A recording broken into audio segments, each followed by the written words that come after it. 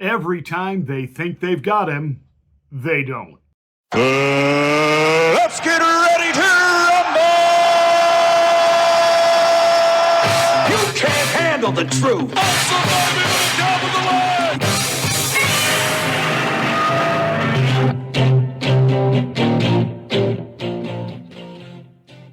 Hi, I'm Pastor Marty. This is the Afternoon Drive. Thank you so much for watching. Make sure that you are subscribed to the channel, and once you are, smack the bell, click the word all. That'll give you a notification of my rants, my ravings, my undeniably flawless reasonings. Please like and share this video. That's the way that we get the word out that we're here. Thank you so much for taking our link and putting it on your social media platforms. You help us spread the word because we certainly know YouTube isn't going to do it. Welcome to the Afternoon Drive.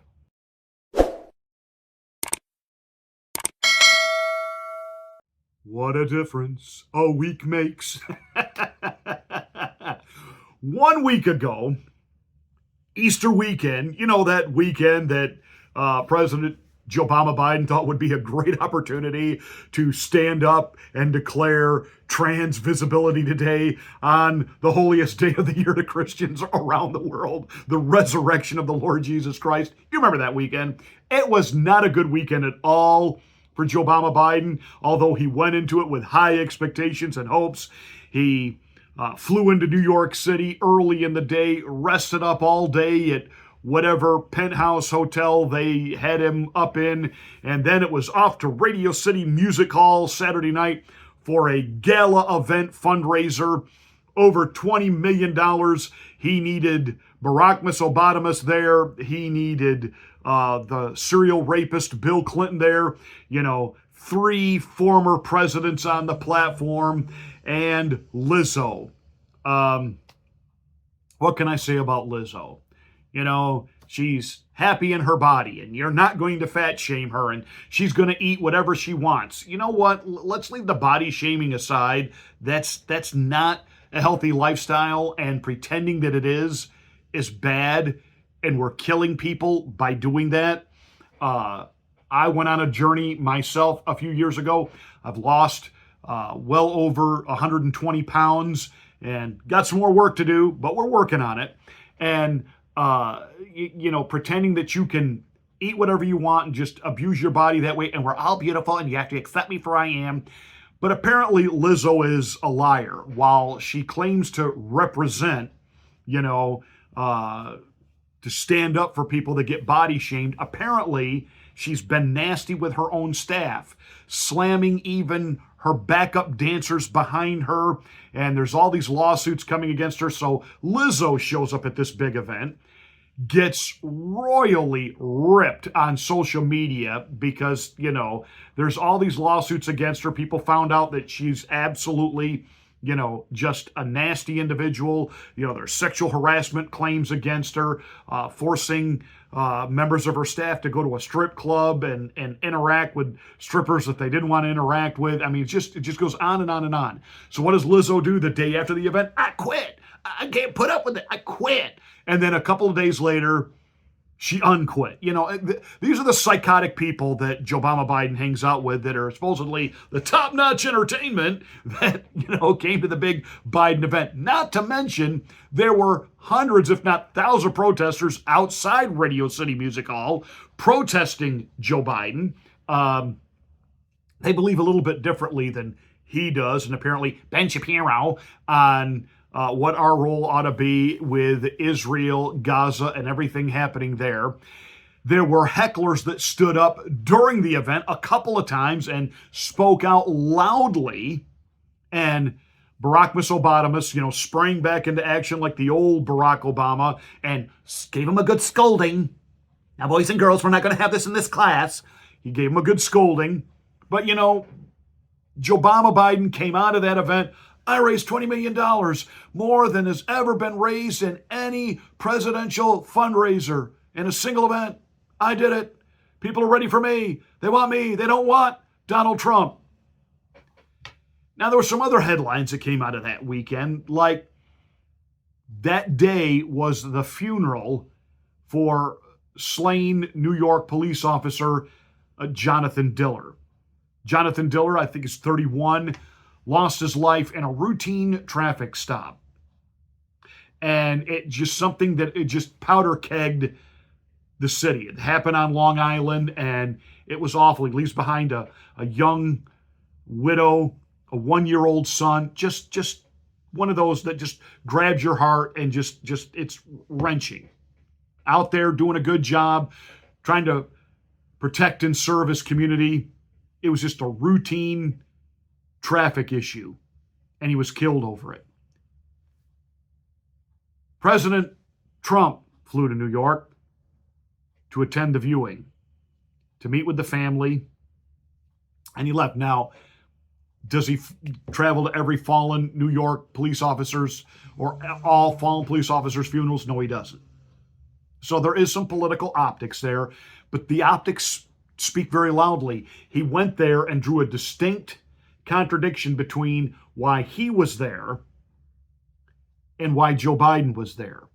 It was trolling him without having to say a word. And basically to say, under Democrats, Democrat-run cities, the country under a Democrat administration is absolutely lawless and out of control, and we have to do something.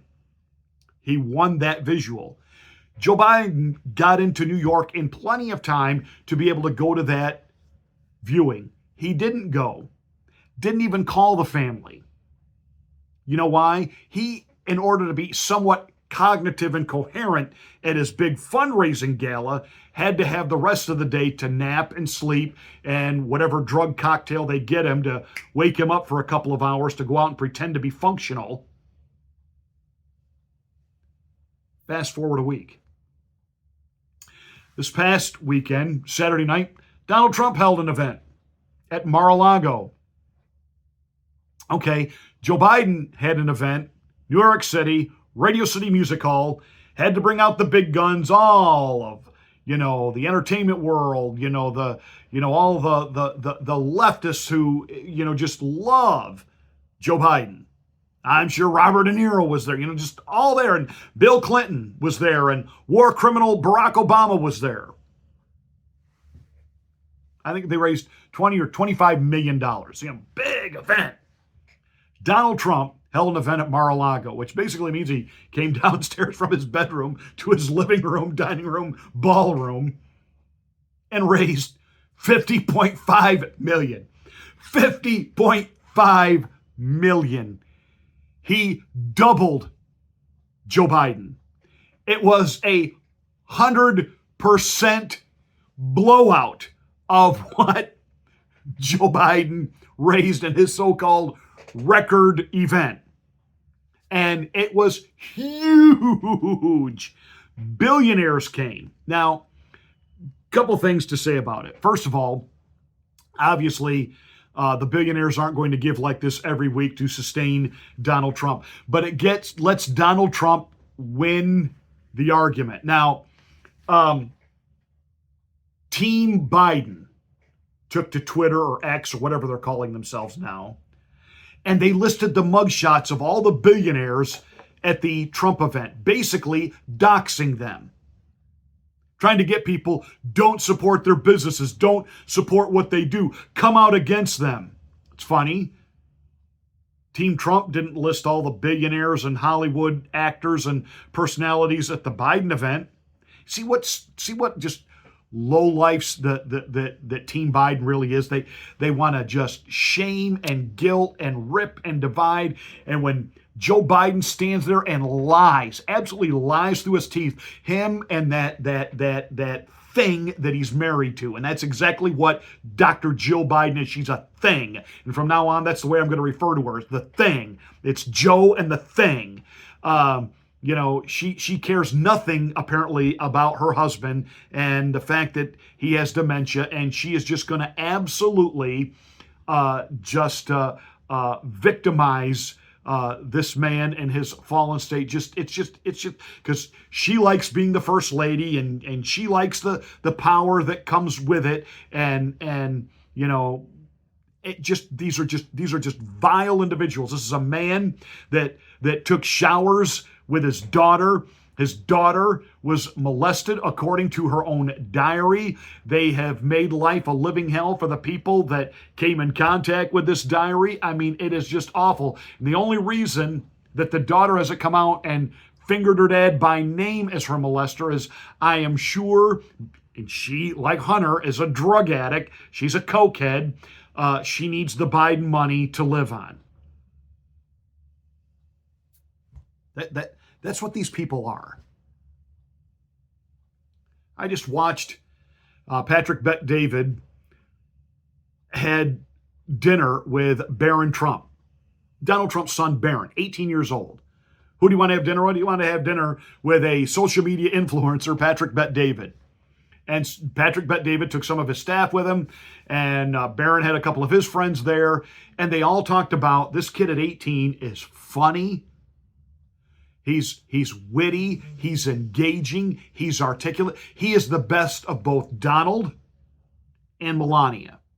He's got the Donald sense of humor, the sarcasm, and the toughness. But because of Melania, his mother, and the influence that she has had, this kid knows how to dress. He knows how to articulate and poise and carry himself as an 18-year-old on an adult level well beyond his years. If the left isn't panicking about Barron Trump now, then they're stupid, because Barron's going to go farther than Donald Trump.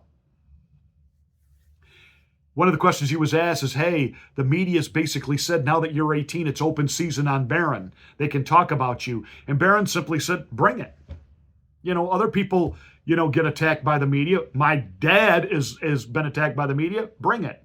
And Barron, think about this, has a little different relationship with his dad than Don Jr. or Eric or Ivanka or even Tiffany.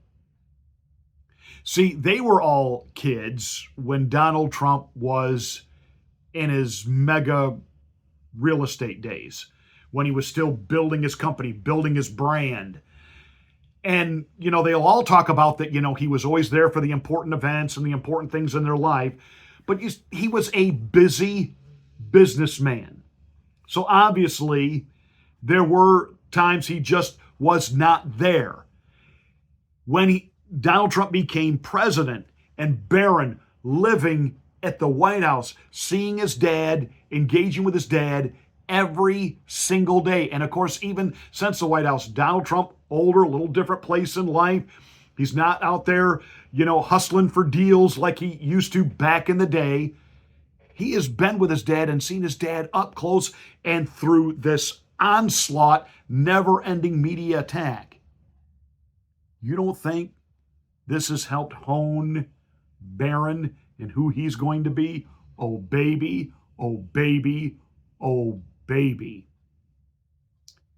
Gee, nobody talks glowing like that about Hunter Biden, the grifting crackhead, banging his ex-sister-in-law, making porn videos, engaging in sex trafficking,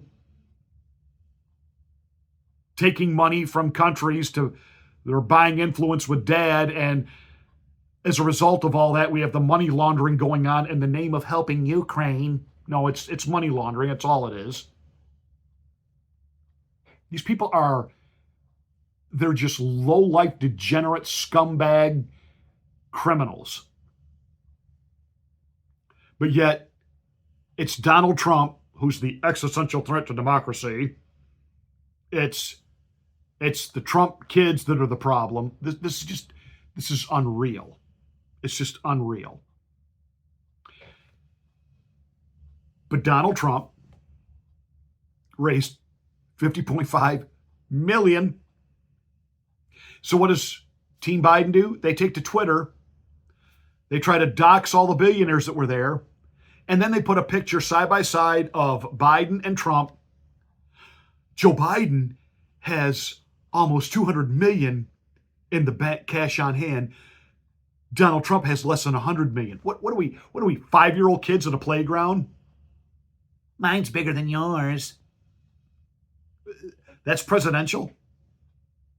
That's not only is that not presidential, there's There's no class. But then again, Joe Biden doesn't have any class. He sniffs women. He fingers women in hallways to the point the woman has fled to another country.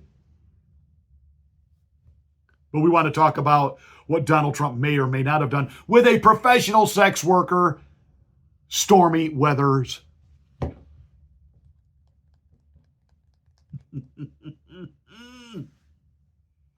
And every time they think they got him, they don't.